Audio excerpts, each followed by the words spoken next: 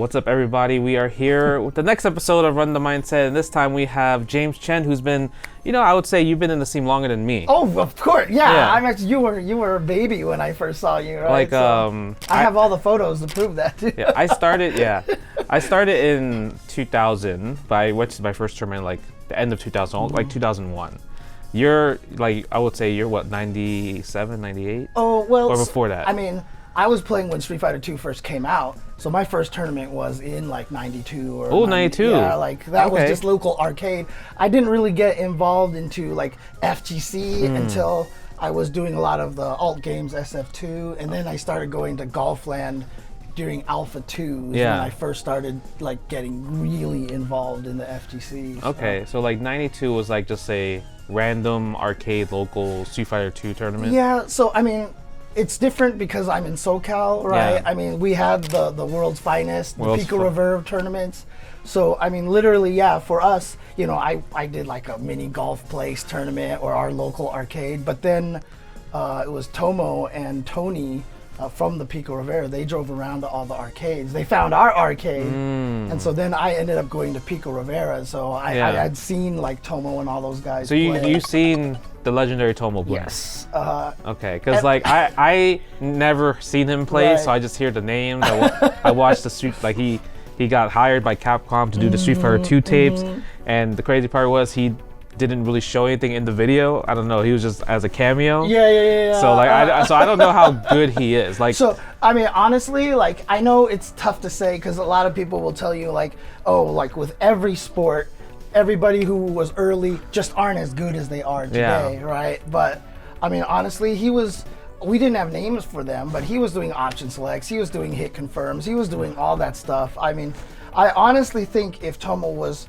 born today or in this time and had the same resources that we did, that he'd be one of the best. Like, I really still think he'd be one of the best. Yeah, because I think the last footage I seen him play was I don't know how Noah and his family convinced him to play Street Fighter 4. You never seen that one? No. There's a YouTube video of Noah, and this is before obviously the Noah today where he's qualified. This is Noah where he's still that little same Marvel kid, that standing age, just only pressing standing age kids. Right. So he plays Tomo and it's like at his car car sales dealership. And Noah beats him, and I'm like, and you could tell Tomo's playing Guile, and the way he's playing, I'm like, oh, he doesn't know any mechanics. He's just doing Street Fighter 2 Sonic Boom Flash Kick, right? So it's just, I'm just like, like I don't know how they got him to agree to play Street Fighter 4. But that's the last time I seen him play, and obviously I can't count that because he doesn't know how to play Street Fighter 4 whatsoever. So I always, I wish I could see if there's footage out there. I would love to watch like that type of thing. Unfortunately, I mean, because the very first tournament I went to for Pico Rivera was the third one. Yeah. And like I still remember Tomo like in the middle of a tournament was like, I'm just gonna beat this next guy with only the light kick button, and and he was able to do that, and like, because you remember Street Fighter 2 was really slow. Yeah. And he was, at that point, he was like, if Chun-Li ever did crouching roundhouse, he would DP it like every time. Really? Yeah, but I think it was probably because he was doing the thing where you would do the motion and only react with the button. But we didn't know about that. He's just buffering the motion. Yeah, so I think he just had a lot of that advanced stuff already, So like, which version where he was like most famous? Was it hyper fighting? It was basically 2 through hyper fighting. 2 to hyper fighting. And then the story is that in Super, he got a girlfriend, and I mean that's a bad version anyway. Right. That's a bad version anyway. And back then we had to pick. It was either play or girlfriend, and that was the end. So you commentated the hyper fighting tournament a few months ago. Yeah. Right. That guy, DJI. Oh yeah, the DJ from New York. New York, the Ryu player. So if let's say hypothetically they both fought in their prime. Right. Well, like who would you favor? At this point, I would probably pick Tomo. Okay. The reason why, and I could say this logically, is because Mike Watson didn't play in that tournament. Mike Watson is still one of the best in hyper fighting, and he was winning a lot of the hyper fighting tournaments. And Tomo was better than Watson. Yeah. So I would imagine that Tomo would still, in his prime, probably be able to win at this point. I love these hypothetical battles. All right. I could talk about Street Fighter 2 all day, but we got to move on. Cats or dogs? You know, everyone's gonna say, "Oh, of course James is gonna say cats," because I post pictures of cats all the time. But I'll be honest with you, I am an animal person. Just in general. I love animals. I mean, dude. I mean, you remember I love Momochi, right? Yeah, dog. And I don't own dogs because I travel too much. It's hard to take care of, right? And my home is too small. And the only reason I had cats because my ex really wanted cats, so I ended up getting cats. Yeah. And I love them to death, but I've always wanted a dog. And I'm still the guy that everywhere I'm walking, if I see a dog, I'm like, dog, dog, dog. My neighbors have dogs. I try to hug them all the time. So for me, I mean, I would default to cats because I own them. But dude, like, I see those videos of like the divers like giving a shark a belly rub, and I'm like, I want to do that. Oh, you're getting baited by those reels. Those reels. I mean, I watched those too. Yeah. There was one where the guy was like doing a dance with the shark. Are you serious? I don't know if it's real or not, but I get baited by those type of videos too. Oh, I'm gonna go look for that now. Yeah, I mean, I would say for you, because like you travel, obviously doing commentary. We're here in the Middle East. You definitely, cats will obviously are the only option right now, unless I had someone who could take care of the dog for me. But you know, currently I don't have that situation. Do you have? So do you in your home you have like the automated like cat food thing? Yeah, I mean, this is one of the longest trips that, you know, usually it's only like 4 days or something, and my cats can be okay. I can even like turn on a camera and like look at my cats. Yeah. But I mean, at least for this week, you know, my tenants, you know, Olaf Redland, he can take care of the cats a little bit. So when I used to have a cat like long time ago, before there was automated food things, I would put cat food like in different heights. Oh, whoa! And they would just go there and eat it like when I'm gone. They wouldn't eat the whole thing at once? No, I would do multiple. Because that's what my cat would do. Like, he would find just all one of shot. it, and he would just eat everything. No, the cat that I had was like willing to spare. Like, okay, he might be gone for a few days, so I ain't trying to starve myself. You trained him well. Oh man. So, how did you start making combo videos back in the day? You were like kind of one of the combo video guys. Yeah. So I loved combos. Yeah. I've always loved doing combos, and I would always be like, I can do this combo, and people wouldn't believe me. You know, they'd be like, that's not a real combo. Because I mean, on the Super Nintendo days, I was the guy that would put second player at my feet. And as soon as I did the hit, I would block with the foot, right? And so as soon as I got a job, one of the first things I did was I bought a capture device because I was like, I want to start showing people my combos. And so like I did, and I just started making combo videos at that point. You know, combo videos, I miss them. Those they were like the Christmas presents for us throughout the years back in the day. Now it's on social media. YouTube ruined it. I mean, honestly, YouTube started it because a long time ago it was more about, you know, the number of views and stuff, so it wasn't as worth it as putting one video together carefully. You just put every combo as their own clip, you know, and then like you said, now social media, everyone just puts it on Twitter and that's it. Yeah, so. I mean, I think like Desk is like the only one that's still fighting that combo video dream on YouTube, right? And the thing I miss the most was I like to do all the editing and like syncing things to the music and doing stuff like that. So that's what I miss the most from combo videos right now. I mean, I still watch O to the 2-hit combo to this day. It's 22 minutes long, but it's worth it. It's worth it. It was, for some reason, I thought it was like 40 minutes. No. It's long. I tried making it 22 minutes and 22 seconds long. Like, because of the number 2. I tried. I was off. I think it was like 21 minutes and 45 seconds or something like that. So. All right, but I feel like, in my personal opinion, you should work on O to the 3-hit combo. Yeah, I know. Because at the end you put the little teaser in there. I think that would be pretty fun. I mean, you already have Ryu, jump around house, low forward fireball. That's the class. That's the classic 3. That's like the second like classic 3-hit combo after jump roundhouse sweep. Yeah. So I think you should put that together. But the first one took me 2 years, you know. So I mean, that's mad games though. And there's a lot of editing. Like the editing was going ham. That was kind of crazy. Maybe, you know, I really should one of these days. All right, I'll think about it. I'll put it on. Or just do it on Twitch. Just just like go to random games and just like just do it on Twitch. Record 3-hit combos. It's easier that way anyway. Oh man. What's the So the arcade you frequent back in the day, that's Golfland. Like how popular was that arcade?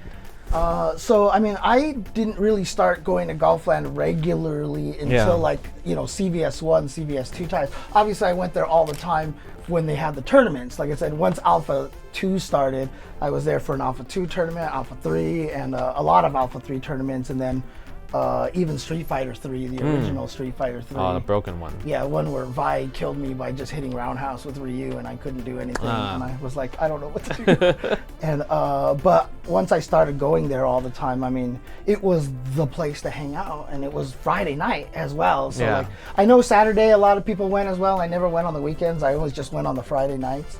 But I mean, it was like, I don't want to say like it was like popular. Obviously, everybody was there, but it was just more than that because there was something about that was very family. Like I bet you Chinatown Fair kind of felt a lot like that too, right? Chinatown Fair, it was family and enemies. Yeah, right. Right, because I don't know about your arcade Golfland, but Marvel vs. Capcom 2, there's a sign that says don't play at your own risk, and like literally it's every Friday night, it's just money matches. Okay, you can only play on the big cabinet if you're money matching. You know, one of my biggest regrets, honestly, is I've never got to Chinatown Fair while it was... now it doesn't count. Right, now it doesn't count. Yeah. Back in its prime, it was a really special place. But I mean, Southern Hills Golfland, like that's where I met a lot of my even friends to this day and such. And we always did the thing where we went to Norm's or Denny's afterwards, and and we would have the big group, and literally like we had the table of like 15, 20 people at like 3 a.m. Yeah. Just sitting there and eating, and it was a great time, honestly, and it's why I still think fighting games should be more social than us sitting at home playing ranked by ourselves, I agree. I mean, I'm with you there. I'm 100% believer. Yeah. So did you ever see any because in Chinatown there's always been like sometimes there's been fights or disagreements. Did that stuff like that exist in California? I mean, SoCal, there was obviously rivalries, and people would get at each other. I remember that famous incident where I ended up yelling at somebody. I got super mad at somebody, and even Vi was like, "All right, break it up." Yeah. But there wasn't really I know we were lucky in that way because arcades. I've been in scuffles at other arcades because I was a stranger or we were at a 7-Eleven or whatever like that. But Golfland, I mean, there wasn't really a lot of fights or people really going at each other at that time. I don't know if it was just because the guys who were running it just did a good job keeping everything stable. I mean, it was also strangely bright for an arcade. Okay. So it felt like a very different kind of environment there. Yeah. And there wasn't as much.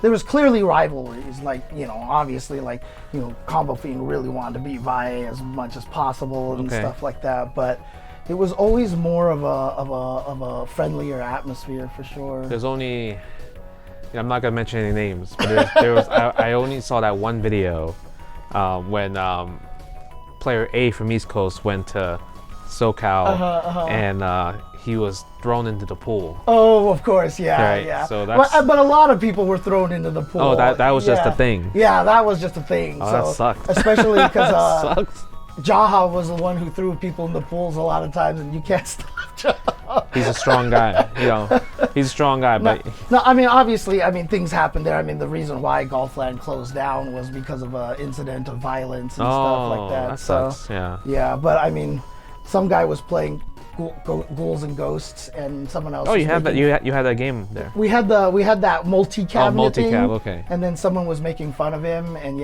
then that kind of went down the wrong path. You don't make fun of people playing Ghosts and Goblins. That's a mean ass game. Yeah. Anyway. I feel bad for people. Damn, that actually sucks. Yeah. You getting a fight over from King Arthur? Yeah. Okay, so do you think? Can modern top fighting game players, this is obviously the hot topic. Right. So let's reverse it. Can modern top fighting game players beat the best old players now if given a chance? In the old players' respective games? It really just depends. They do have to, because the thing about it is, a lot of those older games, I mean, I can talk about this topic forever because I have opinions about modern games versus older games. You know, I know Daigo has similar opinions as well. When I say it, everyone says I'm crazy. When Daigo says it, they're like, he's so smart. When Daigo does Wake Up Super, it's the most genius thing. I understand. I completely understand. And, I mean, old games were a lot more about experience and about learning the matchups and the weird, subtle things that happen. Yeah, the little things. Yeah, and so, like, no matter how much frame data you study, no matter how much, like, training mode you do, like, you go to Hey Arcade and you're still gonna get bodied by those guys. The over ST there. players. Yeah, the super. I mean, I ran into Kotaka Shoten one year, and you know he's like the best Guile right now. Oh, I fought him. Yeah, he washed my ass. I was like, damn, I thought I knew how to play this game. Right. And you know, talking about the hyper fighting tournaments, like Mike Watson is still cooking a lot of people in that game, and there's all these new hyper fighting players out there. Yeah. And he still can beat most of them, you know what I mean? And he doesn't even practice that much anymore. I really think it's just a difference in game. Now, do I think, like, let's say we had somebody like Mena RD. Yeah, like a Punk Mena RD. Yeah, and all they did was just spend all their time learning hyper fighting. Could they get to the point where they could beat Watson and stuff like? Absolutely, like absolutely, they could get to the point where it's like they could give him a run for their money. Because I just believe those guys are so talented and so good, they can get it good at anything, at whatever fighting game they really wanted to. Yeah. You know, but it's interesting. Like I said, fighting games are very different. I remember a Street Fighter 4 player, good Street Fighter 4 player, going back and playing Super Turbo, and he was like, man, this game is trash. He's like, there's no like footsies, they can't hit confirm in this game, and like they're just different, you know. So I don't even know if I could count Street Fighter 4 players. I feel like Street Fighter 4 players, it's more towards the older style. Yeah, it is. Because even Street Fighter 4, like frame data was not really a thing. Street Fighter 5 is kind of what started the whole frame data thing, and everyone knows the numbers and everything, right?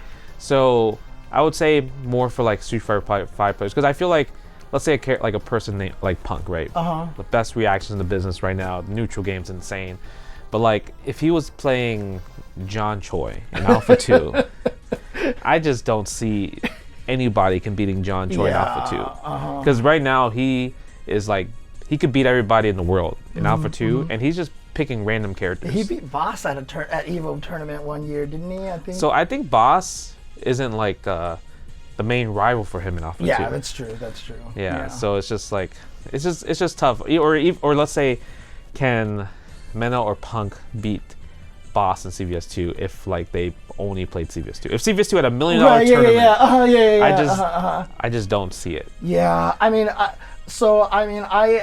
I guess I try to be as diplomatic as possible. I really do think that these players are good. They obviously have their strengths in certain games. So one of the things that Daigo was saying was that Nuki sucks at Street Fighter 5. Yeah. And he's like, but that doesn't make him a bad fighting game player. It's just not the game for him. Yeah, that's like that for a lot of people. Right. Yeah. So there's a chance that, you know, Hyper Fighting or CVS2 just isn't going to work for Punk or Mena, you know. So for sure, you know, it's fun to speculate.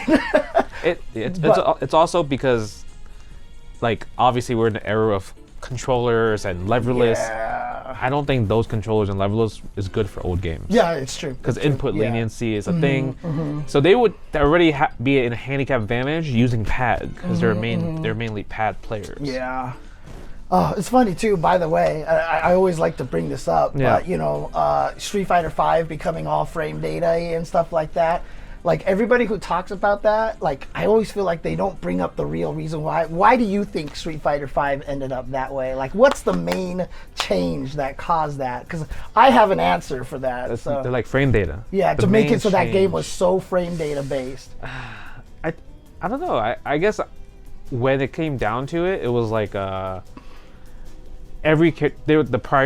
the whole thing is, back in the day, old school games, we thought about priority system. Right, like the heavies beating mediums and whatever, but like it just worked, right? Like when you press a button, you're just like, oh, this is an unbeatable button.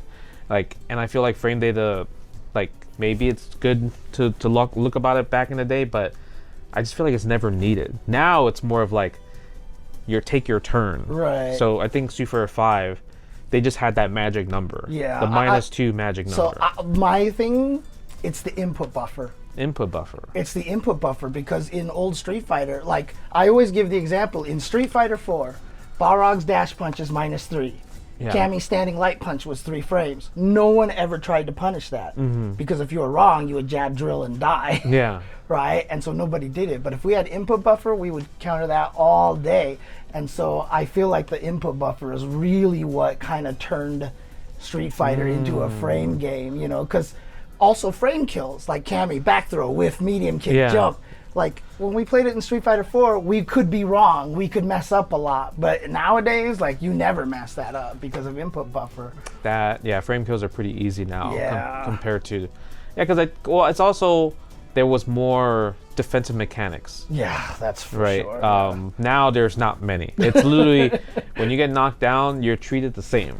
Because remember how, like Street Fighter 5, the beginning of Street Fighter 5, they had jump back tech, and it was so strong. Right. Only like the pro players or like people in the high level meta, they used it, but then they instantly took it away because they're like, that means the average diamond player wouldn't be able to mix somebody up when they knock somebody down. Yeah. So it's just we don't have focus backdash. Right, we don't have invulnerable backdash. Like we have to really meterless DP. Yeah, we got to guess. Yeah, right, and I think that's what changed a lot too. But I just think, like, I don't think, let's say because -2 was the magic number when it's your turn to take back in 5. I don't think there was that magic number in Street Fighter 4 or 3 or 2 or CVS. I just don't think they were there. Like I think the numbers were all over the place. Yeah, and plus another thing too is like even if you were -2, all the Kens would just DP anyway. Yeah. In Third Strike, everyone would parry. Yeah. There was always something you could use to defeat frame data essentially. So. Yeah, I mean you could do that now, but it's just it's perfect parry, and that's really kind of it. Well, it's just a big risk. Yeah. Right, because you essentially lose the round, the two-touch. The two-touch system, all right? Whoever invented the two-touch system, screw you. Because now we can't take that risk anymore. Because we see all these clips, oh man, if I wake up, that clip could happen in real time. Because you can't get two-touch kill in older games. Yeah. So. In fact, it's interesting because we were talking to Problem X earlier, and he was mentioning that too. He was just like, you could actually sacrifice life to learn how your opponent plays. But in Street Fighter 6, it's like, it's too scary. It is too scary. Everyone's Akuma health at that point. Yeah, exactly. So you're a big basketball fan. Why do you enjoy basketball so much? I was just a big Laker fan. Okay. And it was basically, I didn't watch much basketball. My brother went to college, and so I was at home by myself. So I just started putting on the Laker games all the time. And that was right when Showtime ended and the Lakers were bad and stuff like that. Okay. But then we got Shaq and Kobe. And at that point, I was just hooked because we were winning and I became the biggest Kobe Bryant fan in the world. And honestly, like after Kobe Bryant got so injured that he stopped playing and retired and stuff, like I haven't been able to watch it as much anymore. Yeah. I'll probably try to watch Lakers again once LeBron James finally leaves our team. But it's a whole nother story. No, you're done. His son is on the team now. Yeah, I know. Right? He's there for 10 more years for sure. Oh man. If not a player, maybe a coach, assistant coach or something. Owner. Right? He's gonna be a half owner of the Lakers. Yeah, at that point, you're done. I was a big Knicks fan growing up. Of course, yeah. And then I stopped watching basketball because Michael Jordan would always beat the Knicks in the playoff, in the Eastern playoffs. And it pisses me off because it's like I'm just thinking like, oh man, can we get like a different pair of seating? Right, yeah. But the problem is like they always fight second round, no matter what. They never change the bracket or how it's supposed to be. They just like, oh, Chicago Bulls or the Knicks, and I'm like, all right, it's over, bro. That's just it. It's funny too because relaying this back to Street Fighter, when in the hyper fighting days, my friend Roger actually had a hyper fighting machine in his house. Yeah. And so we would always go to his house and play during the summer. And all of us were Knicks fans, and he was the only Chicago fan. And so like we would always just like be. Why were you a Knicks fan? Because I wanted Chicago to lose. Because Chicago beat the Lakers that one year in the finals. And so I was like, I want the Knicks to win. I was a big Patrick Ewing fan, all that stuff. So I always wanted them to beat the Bulls. And they never did. And Never the guy did. who the Roger would always laugh at us and just be like, ha ha. And we would all be so mad. So, but yeah, I was always a Knicks fan as well. So. Yeah, every time I see the Knicks in the playoffs, I would like subscribe to like YouTube TV Oh, yeah. just to watch them. And once they lose, I unsubscribe. And I was like, I'll try again next year. Right. So, how did you get into commentary? So I mean, you know, back in the day, my goal has always been to try to spread FGC knowledge and enjoyment around, right? So that's why I would always write all the FAQs, because I wanted to educate. So back then it was about educating getting people to understand the system.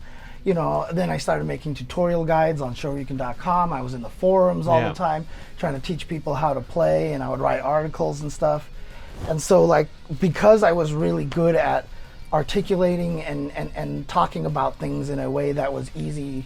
So the way I describe it is that there's the genius professor syndrome, where like the perfect example is that in one of my math classes, like I was trying to get help with a homework problem, and I asked the professor, I'm like, how do I solve this? Yeah. And he wrote it on the board, and he looked at it, and was like, well, this obviously equals 0. Yeah. All right, next problem. And I was like, what happened? Yeah, no, there's no explanation. Yeah, so like I always felt like because I wrote the FAQs and stuff, I was really good at understanding not being that genius professor kind of syndrome, that I could explain things in a way that people could understand. Yeah. And when AJ Papa started streaming at the Shiggle BMX garage, Vi was trying to commentate his own matches while playing. Yeah, and he couldn't do it because he was just so he would just look. He's like, James, you're good at explaining things. Get over here.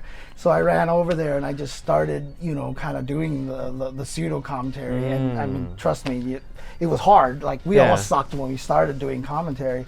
But I mean, a lot of people say I still suck now, but like, I mean, honestly, they just jealous, bro. That's what it comes down to. But honestly, like I just did it, and I really enjoyed it. I really liked talking about it, and I really liked trying to teach people and get people into the fighting game community, because it just kind of went along with what I've always been doing, which is trying to get more people to enjoy fighting games. Yeah. I mean, I still believe this to this day, that like people talk about Evo prize money and all these things, and it's really just going to come down to viewership. The more people that we get who watch and enjoy this, we're going to be able to do bigger things. Yeah, I mean, you already have Evo LA, which is cool, an award show. Yeah. First time ever, that's cool. And then 3 Evos in the year now. Do you like the fact that there's multiple Evos now compared to having one Evo where you're like Evo World Champion?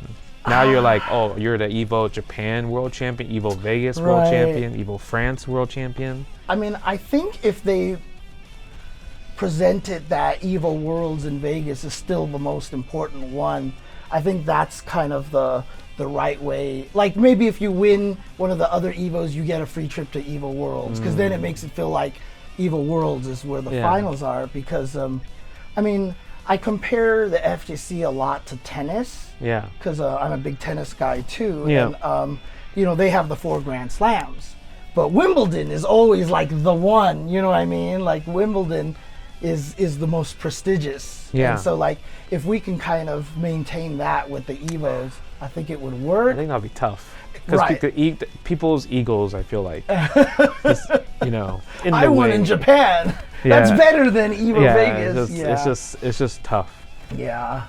I mean, there is a lot of worry about diluting it a little bit, but I mean, we'll see what happens. I mean, you're at this point where even the side tournaments at Evo, people are like, yeah, I'm an Evo champ for a side tournament. Yeah. And I was like, man, I'm not gonna be like, no, because I don't want to just step on your toes or anything like that. But that's just kind of the position where everyone wants to be an Evo champion. Oh yeah. So every way possible, as close as you can get to calling yourself Evo champion, you'll elevate it to because there was people that would say they're Evo champion for a side tournament, so they're like, yeah, I'm like a 3-time Evo champ. I'm like, oh really? Like what games they're mentioning the games? So I was like, and I just tell them, I'm like, like personally, like I have won a few Evo side tournaments in the past, and I just don't count that. That's because you've actually won real. No, I just told them straight up because I'm just like, like,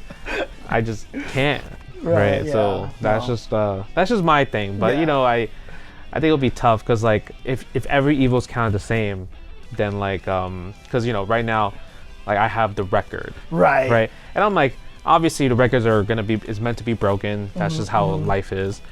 But like in 1 year, Arsenal Nash can win all 3 Evos and be like, damn, I'm the GOAT now. That's right. I'm the GOAT now, right? Yeah. I mean, like, it's tough because there is something cool to say, like, I am the current Evo champion. And that lasts for a year. Yeah, that's what I'm saying. No one can take that away. That was only like 3-4 months. Right, yeah. So it is different. But like I said, if they can somehow pivot it so that the Evo world is still the, like, seen as the main one and gets the biggest production and gets the biggest, has the most press, kind of thing. It's tough. So. I mean, we'll see. We'll see how it handles, especially next year is going to be a lot. But we'll see. So, obviously, you're a Street Fighter 6 commentator in the game. Yeah.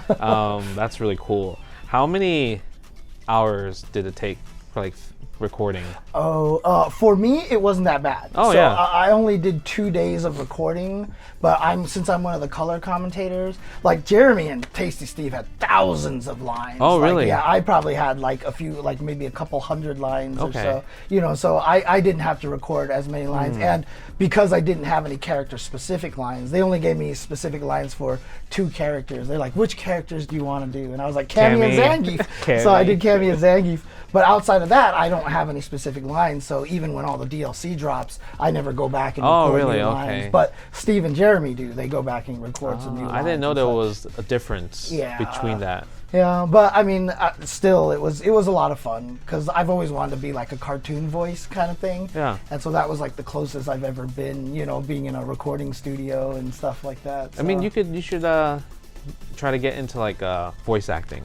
I want to. Yeah. I wanted to. I talked to some voice actors, but they said it's like really hard. Like it's competitive. It's very competitive right now, and a lot of people try to do it, and it's hard. And they said that if you kind of do half commentary, half voice acting, it'll be harder. Like you kind of have to put everything into the voice acting. So I don't know. I mean, I've definitely wanted to do it, and I've jumped at opportunities when I've been able to do casual kind of things like that. But ask Faye. Yeah, exactly. No, yeah, for sure. I've talked to her about that before. I've talked to her about voice acting and stuff. So. I think maybe it's just if you see like the small stuff, like be like, hey, I can do it. Yeah, I mean, for like a video game. Right? I mean, a lot of times, like I remember when Red Bull used to make like some of those videos, they got me to do the voiceovers for them, and I love doing that stuff. Like I really enjoy doing that. Like the narrator and the voice in the sky. Yeah, because I mean, I'll always do the thing where I'll like record like 5 different takes and be like, hey, how does this sound? I really do enjoy that stuff. So that would be something I'd like to do, honestly. Yeah, I think that would be cool. So. Voice people, whatever. I don't know what you call the voice agents. If you have any projects that you need some voices, let me know. So obviously you also do commentary for Tetris. Yeah. Right. What makes that community awesome? The best thing about it right now, honestly, is that. So when I first started, the first year I did it, again, Jonas, who passed away recently, R.I.P. Jonas, was the 6-time champion at that point, and he was basically just the best, right? And so the first year I went, he won his 7th championship. Was pretty like, oh, okay, yeah, he's winning, and it kind of felt like Evo 2008, because you remember 2008 they added Smash to get more people in there, but it still felt like Evo was really small. I mean, it was a small year. Yeah. 2008 was the oh man, everyone's about to retire year. Right, and that's my first year of commentating Tetris. And then the second year, that's when Joseph Saley, the super young kid, beat Jonas like out of nowhere. And what he did was usher in a whole new audience. So now all the people who are playing really well are a lot of young kids, like really young kids that are playing Tetris, and they're ridiculous, and they keep coming up with new techniques. I don't know how much you know, but I saw the upside down NES controller thing, and I'm like, what is this, bro? Yeah, I mean, just the short way to do it. You know, when you play like an arcade game like track and field, you can use like multiple fingers.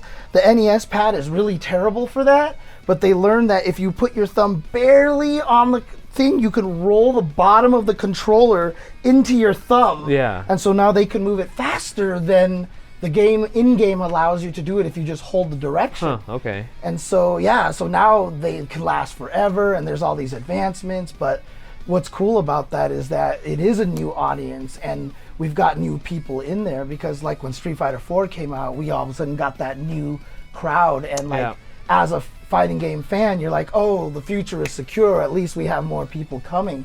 And that's kind of where Tetris is right now, which is really, really cool to see. It's kind of crazy because it's like there's so many Tetrises that's like new or modern Tetris, but in the end, the NES Tetris is still the main tournament game. Yeah, I mean, it's because NES Tetris is just brutally unfair until now, right? I mean, it literally was at level 29, you could not survive. Like, it was just impossible to survive at the time. A lot of modern Tetris is like, if you play Tetris DS and you play Marathon, like anyone who's even like good at Tetris can last forever. Yeah. Like you could just sit there and play, get to level 999, you know, if you just were able to pause and go to sleep and stuff like that. And it's because a lot of the rules have changed. The rules for Tetris on NES are really brutal. Like as soon as the piece touches, you can't move it anymore. So it's like, poof, that's it, and you're like done. And there was only one next piece. There was no hold, you know. So there was. It was hard enough to actually be a worthy tournament game, you know. I guess the only similarity for FGC is like all the young kids playing Third Strike. Because all the young kids playing Third Strike, like they're having like new strategies. The way they're thinking is much more risk reward. Right. How Third Strike's like, I guess, meant to be played compared to back in the day where it's more defensive. Right. So yeah, it seems like that's where when I saw the upside down tech, I'm just like, why are people? So like I said, it's hard to reach over here. So a lot of people turn the controller upside down, so they only have to do it here like this. That's just crazy. So they do it like this because they're right-handed, so they want to roll with their right hand because it's more comfortable that way. So they'll play this way and literally they're hitting left to go right and right to go left. Wow. Like it's crazy. So you can't like use a custom controller. No. So that's the thing is, the reason why they always forced you to use NES controllers is because the NES controller is bad. Everything else would have been better. So if we were able to play hitboxes on that, like we'd probably be able to like do more crazy stuff. But now, because rolling is as good as anything is ever going to be, because literally nobody can die. Like people will play forever. To the point where the game glitches. Like I feel like we should open it up to most controllers because it carpal tunnels you to play this way, you know? And so if we just open it up and let people play however, I think that would work, to be honest. Yeah, I don't know. I wonder. Like, I feel like the Nintendo, they always had weird things. I was talking to a friend who's a speedrunner for Punch-Out. Oh, dang. Okay, you know, they always do like SGDQ, for the Punch-Out speedruns, crazy challenges, blindfolded. So I asked him, I was like, hey, like, is there any way I can play Punch-Out that doesn't have lag? Because when I tried to play on stream one day, I was playing it on my Wii or Nintendo Switch, right? Because they had it on the NES thing, and then I'm just like, man, there's lag, and you know, chat's like, oh no, you're just whack, you're just bad. I'm like, I'm telling you, there's lag, right? So I had to ask a professional, just because I'm like, I don't want to think I'm crazy, right? Yeah. And he's like, oh yeah, like anything you do with like emulation, whatever, everything has lag except for the original hardware. Right. Yeah. So I'm just thinking, like, I wonder if that's like that for Tetris as well too. Probably, I would imagine so, but I was pissed off. Trust me. 'Cause I'm Hey, at least you were right, though. Yeah, See, there you go. No, because Tyson, I mean, he hits you the upper, you're dead. It's instant death. And I'm just like, I know I'm dodging it. Like, I know that's what I was thinking in my head. Have you beaten it before when you're like younger, or? I never played regular Punch Out. I only played Super Punch Out. Oh, that's funny because I've never played the Super Punch Out. It's so much easier. Oh, really? Is it? Oh, yeah, like, it's still challenging, but like when I went to play regular Punch Out, like when streaming became more popular, I'm like, oh, this is hard. Like the Super Punch Out, it's much easier to get your super punches. Okay, got it.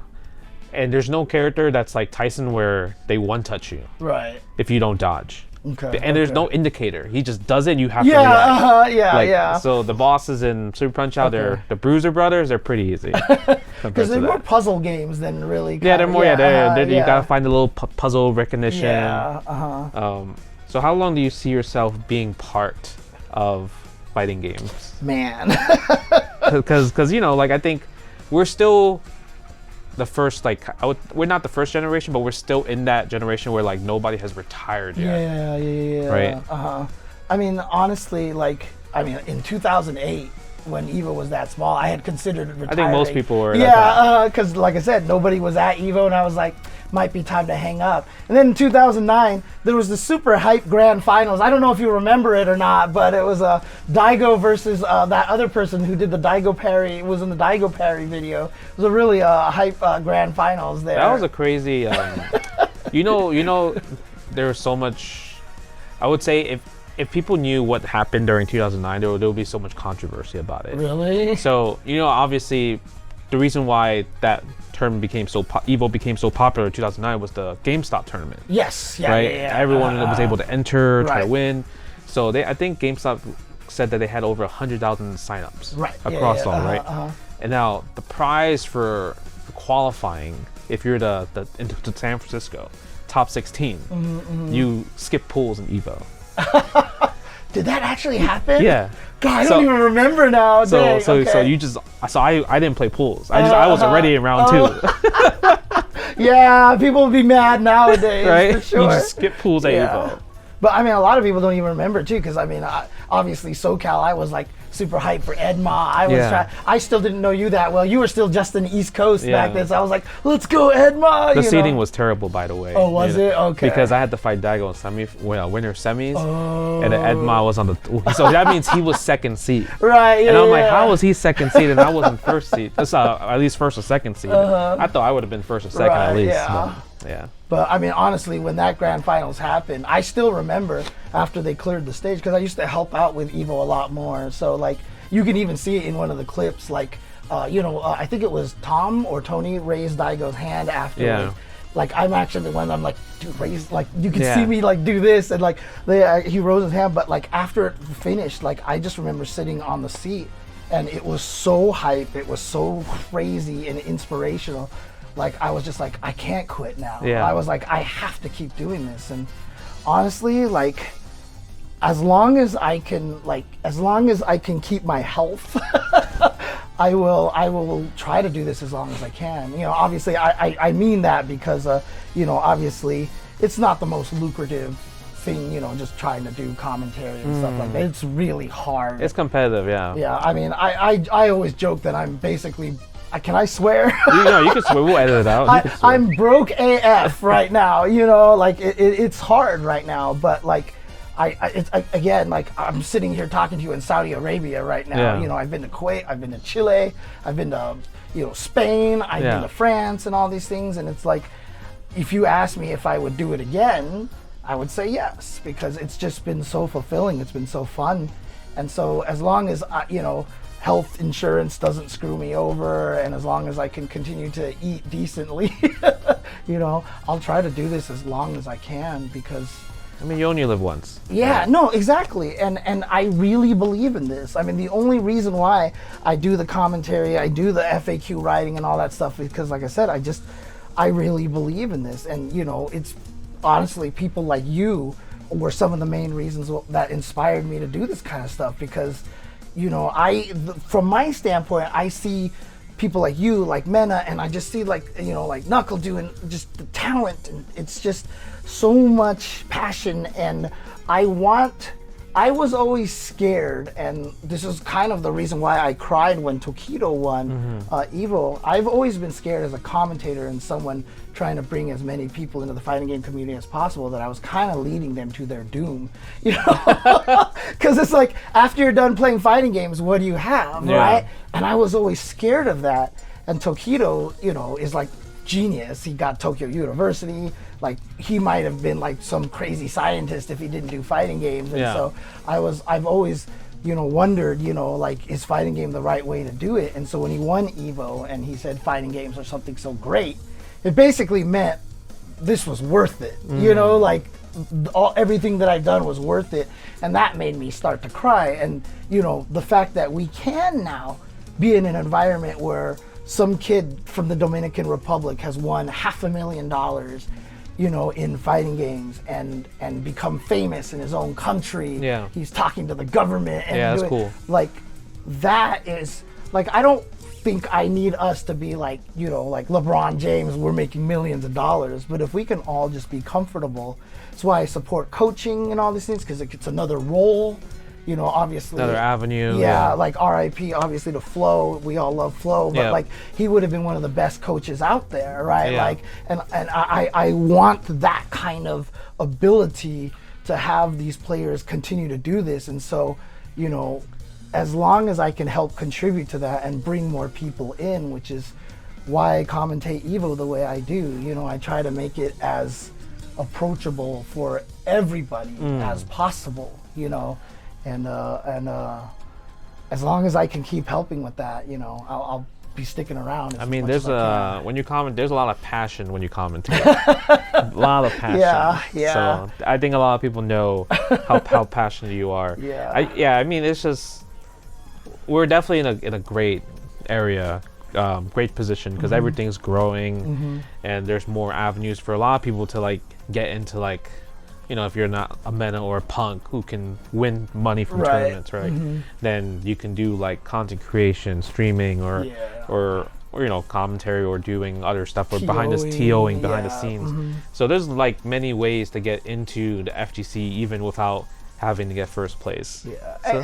And the other important thing too is, you know, if we can get more money into the FGC, then the prize money does get better, and then you don't have to be MENA to be able to keep it going. Again, I compare it to tennis a lot, and you see a lot of the players there, but even at the Grand Slams, if they get to, like, you know, tied for 9th, they still get a decent amount of money, you know what I mean? They'll still at least get something out of that, you know? If we can get to that point, that'll be a while. I think that'll be a while. Oh yeah.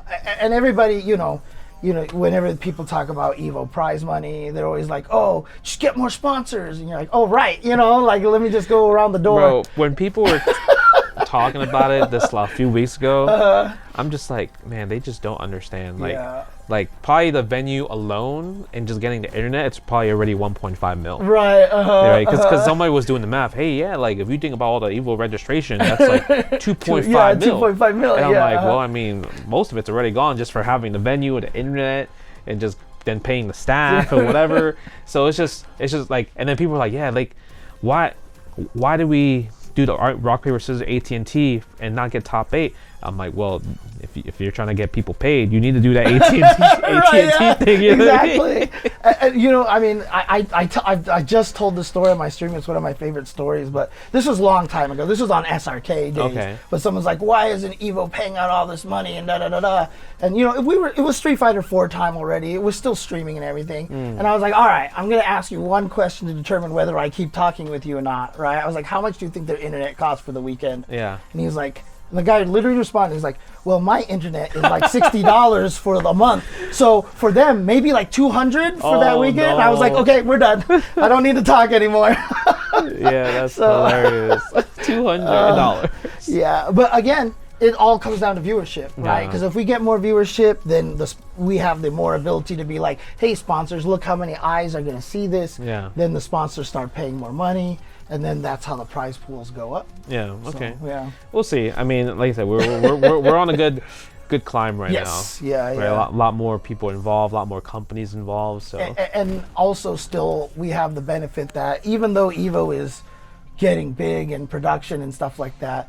Like, I know people will scoff at this idea, but it's still kind of grassroots, right? It is, yeah. Because it's still funding itself. So the beautiful thing is, like, with Combo Breaker, CEO, you know, as long as Rick and Jabali want to keep running it, they can. Yeah. There's no venture capitalists that are going to take that away from us. Yeah. And so while we're growing slowly, we're growing organically, which means we have more of a solid foundation, you know what I mean? So hopefully we can keep doing that and doing things our way as well, because I never want to lose the FGC personality. You know, I know people say we got to clean up for esports and stuff, but inside the NBA, you know, Charles Barkley and Shaq are always talking smack to each other. They're making memes and stuff like that. We can do that. I want to be able to build it in our way where it's still the arcade culture. You put up a quarter, you play, right? So you put your entry fee, you play. And you could fight Daigo first round, you know, kind of thing. I do miss the talking though. Yes, yeah. I do miss that. You know, we don't. It's all just GGs, and then that's kind of it. So, that's a little boring to me. So it's funny because, like, a lot of people wouldn't expect it, but I kind of miss the talking as well. I like that. I mean, as long as it stays in game, yeah, right? Of course, obviously, stay in game, it's like Wolf Crone versus K Brad. Like that was a beautiful moment right there. You know, because there was nothing physical. You know, it was just very. You know, they did have the security guard though. But I mean, it's just like fighting games get you heated, man. Like people, I mean, they've seen me rage all the time. Yeah. The stuff gets you heated, and you know, that's emotion, that's passion to me, you know. And so for me, you know, when you do get to that, you know, talking kind of thing, especially MVC2, you know, because MVC2 was, I mean, obviously it went too far when certain people were pulling out knives and pouring sugar down each other's gas tanks and stuff like that, you know. You know, it's a different crowd. Yeah, but you know, like. Having that kind of rivalry, I like that. I do, and I also think it makes us better. Yeah, as well, because for a long time, SoCal, NorCal made each other better, and then East Coast, West Coast.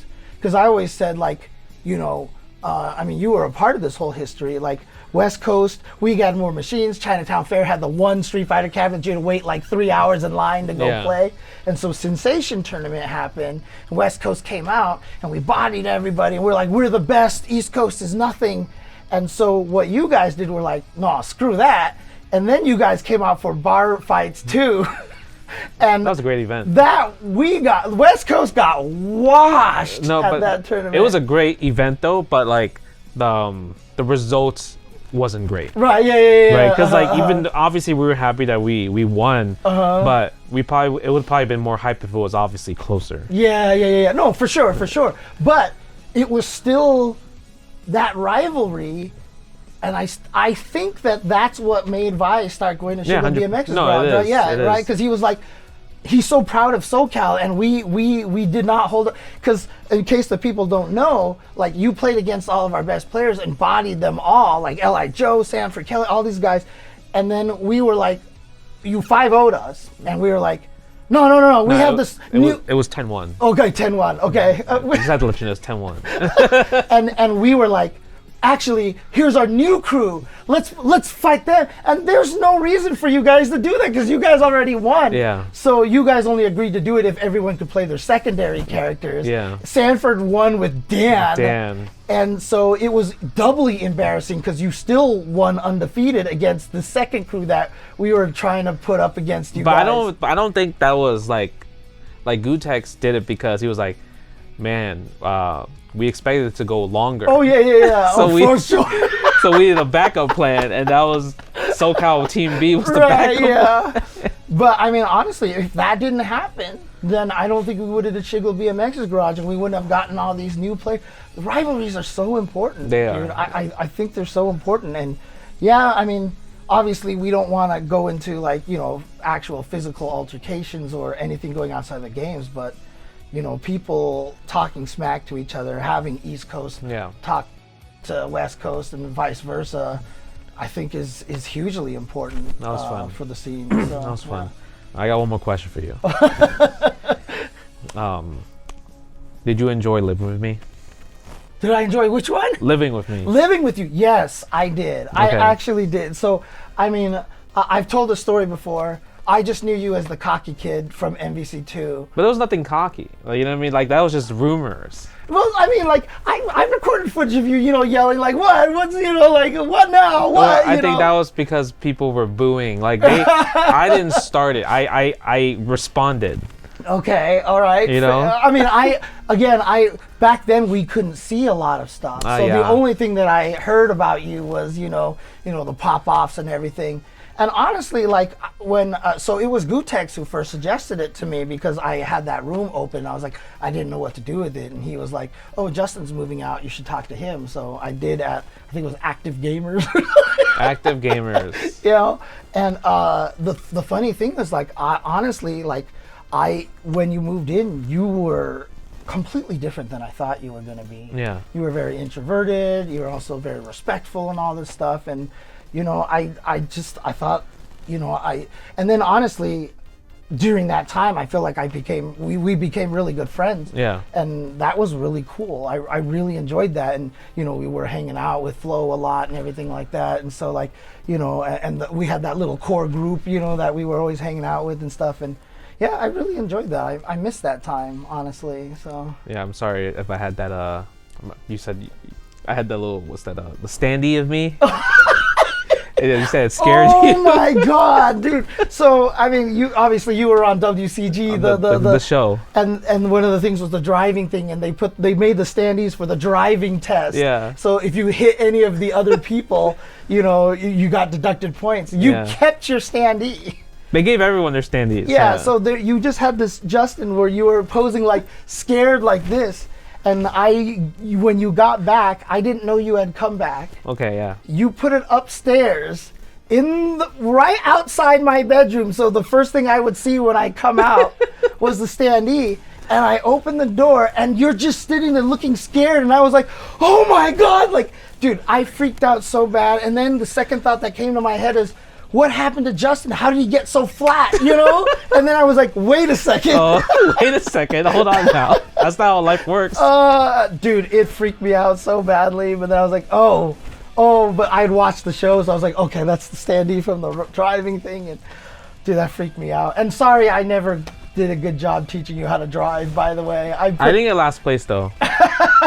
Fair. But I put that on me when I was watching you do the drive thing. I was like, I'm so sorry. Okay, play.